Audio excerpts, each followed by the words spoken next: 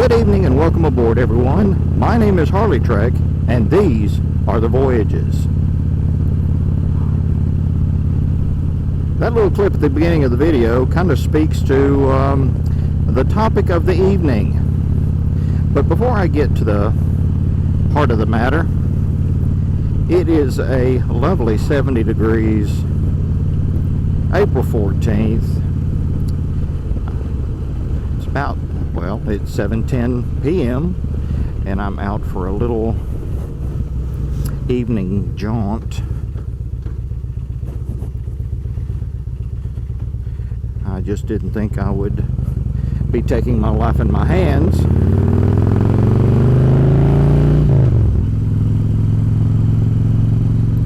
But, you know, regardless of your thoughts of, you know, do you ride when it's just nice outside, or do you ride when it's whenever?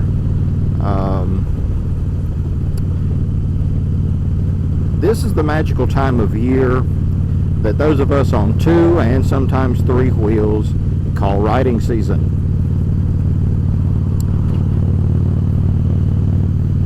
And even though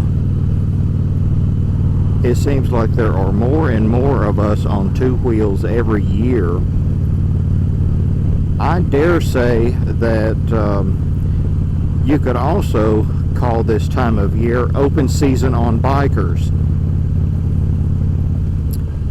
Now, you all know that, you know, about a month ago, a little over a month ago now, I made a 1,400 mile trip and didn't have a problem.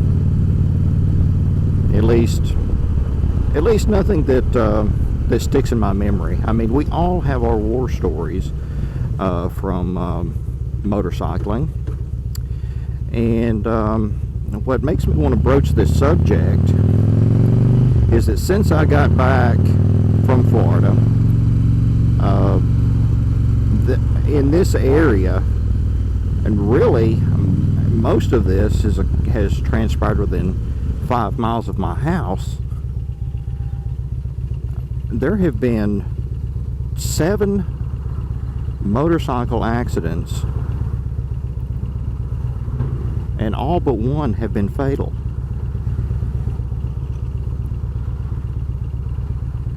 And you know, it just boggles the mind. Well, I might could have gone if you'd have pushed the little long pedal down a little bit harder, and I'm not going to make it.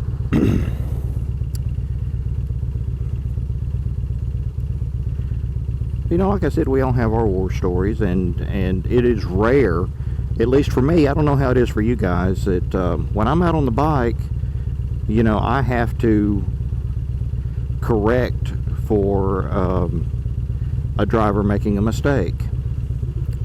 And I knew I wouldn't get that arrow. I mean, I did it just now leaving the house.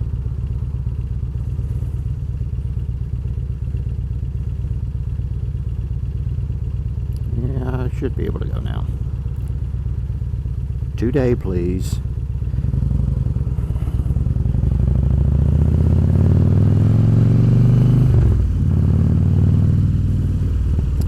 And you know what, I mean, what makes the local statistics so staggering, well, I mean, 7 people in 2 weeks losing their lives is staggering enough.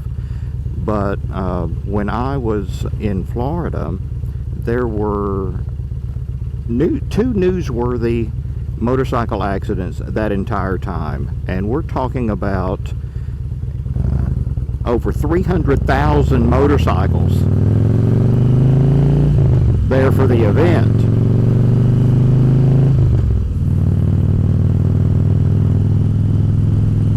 And since I'm too lazy and or incompetent to do the math, I mean, the percentages both here versus there are just amazing. That, you know, it basically boils down to people don't see us. And you know, and depending on how your bikes are set up, I mean, if you ride a big V-twin like I do, she's got more than her share of lights.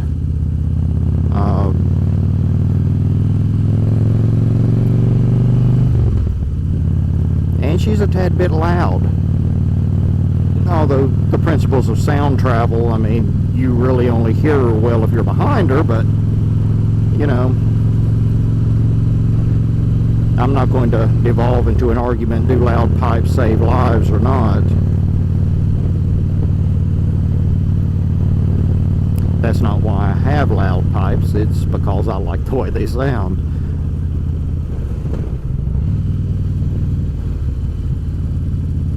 But I mean, it is the one accident. There are two accidents that really stick out in my mind. And one was you've seen, I've done motovlogs going through the battlefield. I've gone through there several times in my videos, and some woman in a van came barreling out of the battlefield doing 60 miles an hour, running a red light, and striking a gentleman on a motorcycle who was turning out of a side street, who had the right of way. He had the green light, and she snuffed him. He was dead instantly.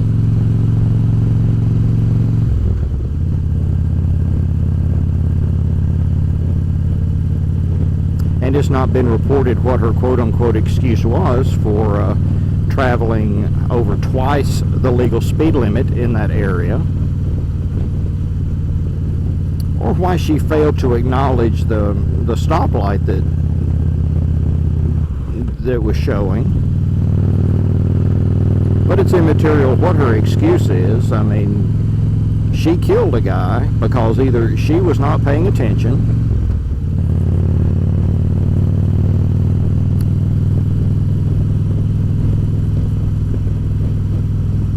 and now everyone involved has to live with the results of those actions for the rest of their lives.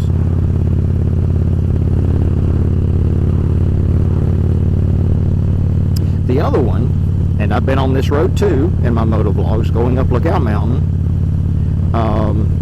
Actually, I came through right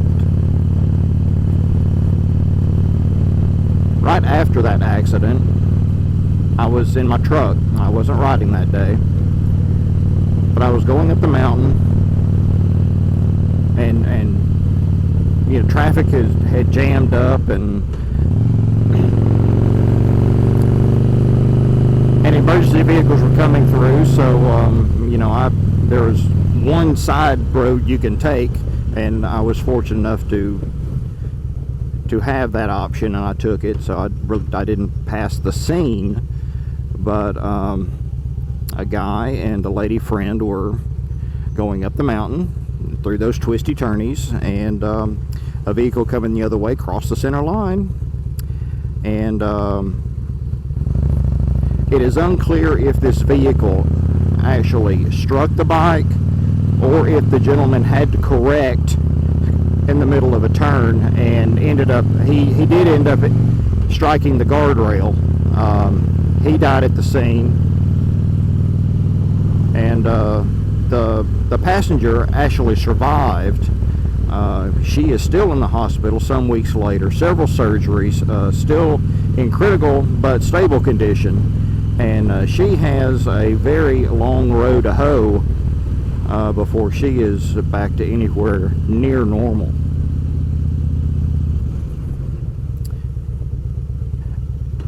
And of course that brings me in, you know, we all preach watch for motorcycles and all that business, and of course it puts me in mind of a Facebook post that I saw, that I have seen several times now, but just saw again recently, where this jackhole has posted basically a hate letter for bikers. He can't be bothered to watch out for them. They should watch out for him. If we would all grow up and buy real vehicles, so we wouldn't have to worry about getting killed by somebody who's not paying attention to what the hound dog they're supposed to be doing.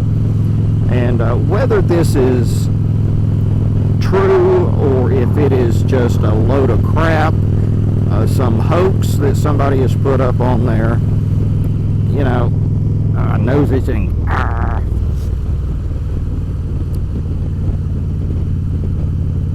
I'm sure there are several million motorcycle riders who would like to take umbrage at that and express their discontent in various and assorted painful ways to this gentleman.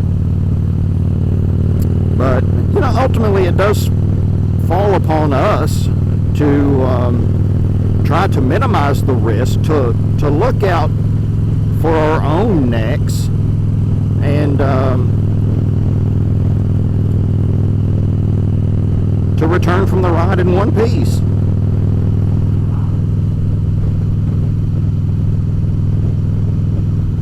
So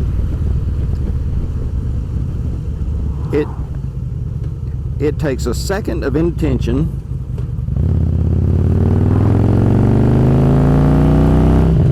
on either party's part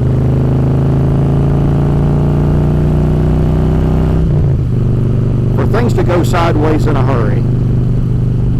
So you know, those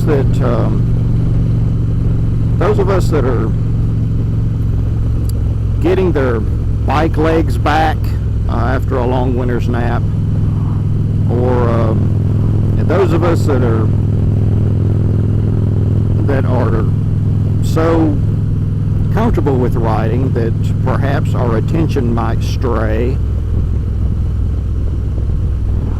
please try to keep that head on a, try to remember to keep that head on a swivel.